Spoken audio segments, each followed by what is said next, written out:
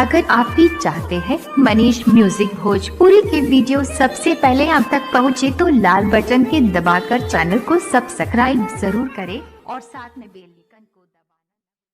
बोला बोला छठी मैया की। Presented by Manish music Bhojpuri Gaya. Manish music Bhojpuri Gaya studio चौकी बाजार।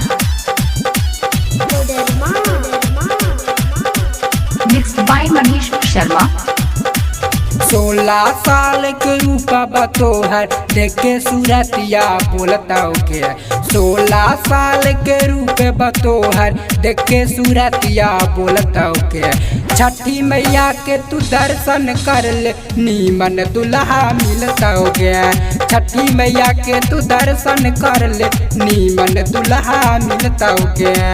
बोला बोला सूरज भगवान की। मनीष म्यूजिक भोजपुरी गया स्टूडियो चौकी बाजार। Mixed by Manish Sharma. छठ माई के चरण में छौड़ी बस साना सार के छठी माई के महिमा है छौड़ी बड़िया परम्पार के छठ माई के चरण में छौड़ी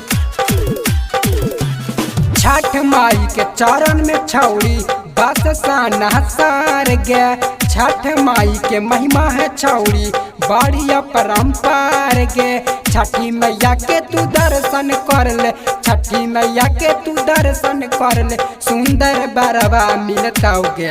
छठी मैया के तू दर्शन कर ले सुंदर बरवा मिलता गे। छठी मैया के तू दर्शन कर ले नीमन दुल्हा मिलता गया। छठी मैया के तू दर्शन कर ले नीमन दुल्हा मिलता गया। बोला बोला छठी मैया की।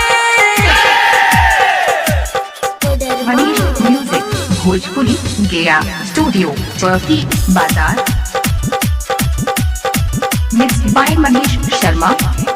छठ माई के चरण में जाके मांगे सुंदर बार गे हृदय धड़कनवा के जैसन खोजिए सुंदर बार गे। छठ माई के चरण में जाके छठ माई के चरण में जाके खोजिए सुंदर बार गे हृदय धड़कनवा के जैसन खोजिए सुंदर बार गे।